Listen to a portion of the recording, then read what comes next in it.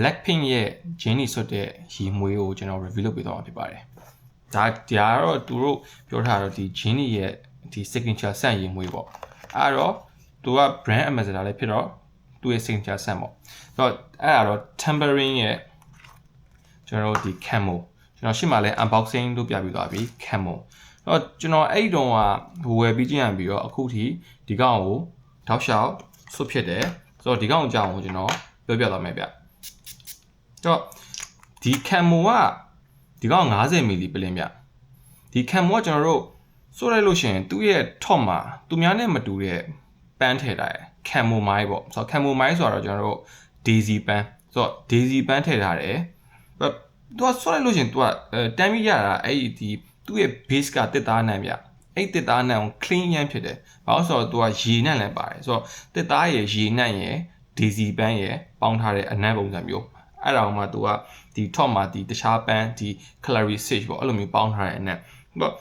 သူကဒီအသားပေါ်မှာဆွဲလို့ရှိရင်တမ်းပြီးတော့ဒီဝူးဖြစ်တဲ့ခံစားချက်မျိုးရတဲ့ဟာကသူ့ရဲ့ daisy ပန်းအနံ့ကိုသူက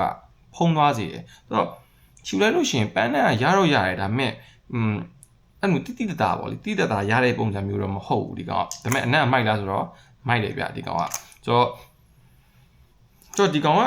ဒီအင်ဂျီပေါ်မှာဆိုလို့ရှိရင်ပန်းနဲ့နည်းလေးပို့ပြီးရတယ်အသားပေါ်မှာဆိုလို့ရှိရင်ကျွန်တော်တို့ဒီဘူးအနံ့နည်းလေးပို့ပြီးရတယ်ပြီးလို့ရှိရင်သူ့ရဲ့ middle တော့မှာကျွန်တော် Cypure white လို့ခေါ်တယ်ဒီကောင်ကမြန်မာလိုဆိုရင်တော့ဝက်လာမြက်6ဝက်လာမြက်ရဲ့ဒီအစီပေါ့ဆိုတော့ဝက်လာမြက်ဆိုတာဒီမြက်တစ်မျိုးပဲအဲ့မြက်ကရတဲ့အစီပေါ့အဲ့အစီပါတယ်ဆိုတော့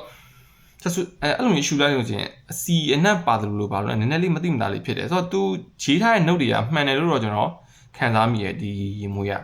တော့ဒီရေမွေးကိုကျွန်တော်အခုဝယ်တယ်ဒါပေမဲ့နောက်ထပ်တစ်လုံးဝယ်ပါလို့မေးလို့ရှင်တော့ကျွန်တော်ဒီ camo ကျွန်တော်နောက်ထပ်တစ်လုံးဝယ်ဖြစ်မှာမဟုတ်တော့ဘူးဗျအဲ့လိုပြောလို့လဲကျွန်တော်ဒီရေမွေးကိုဝယ်လို့ဒီနောင်လိုက်ရတာဆိုလည်းမရဘူးဘာလို့ဆိုတော့ဒီ brand ကပေးတဲ့ဒီ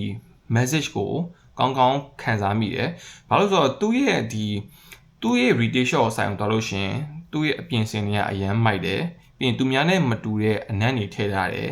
အရန် art ဆန်တယ်ဆိုတော့အမှုပညာဆန်တယ်ဆိုတော့အဲ့ message ကိုခံစားမိတယ်အဲ့ဒီကောင်ကနေ့စဉ်လည်းသုံးလို့ကောင်းတယ်ဒါပေမဲ့ဘာလို့မဝင်ရလဲဆိုတော့ဒီကောင်က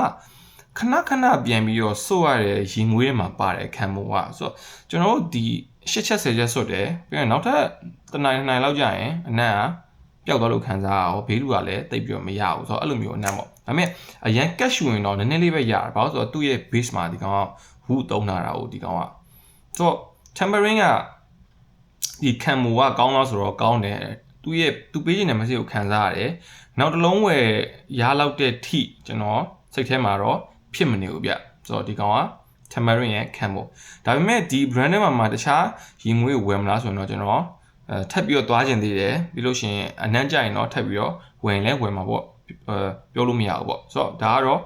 Tambourine ရဲ့ camo ကြောင်းကိုပြောပြသွားဖြစ်ပါတယ်ဆိုတော့ဒီကောင်ရဲ့ longevity က3နာရီဝန်းကျင်လောက်ပဲ3နာရီ4နာရီဝန်းကျင်လောက်ပဲဒီအင်ဂျင်မှာဆိုလို့ရှိရင်ဆိုတော့ဒါကတော့ Tambourine ရဲ့ camo ဖြစ်ပါတယ်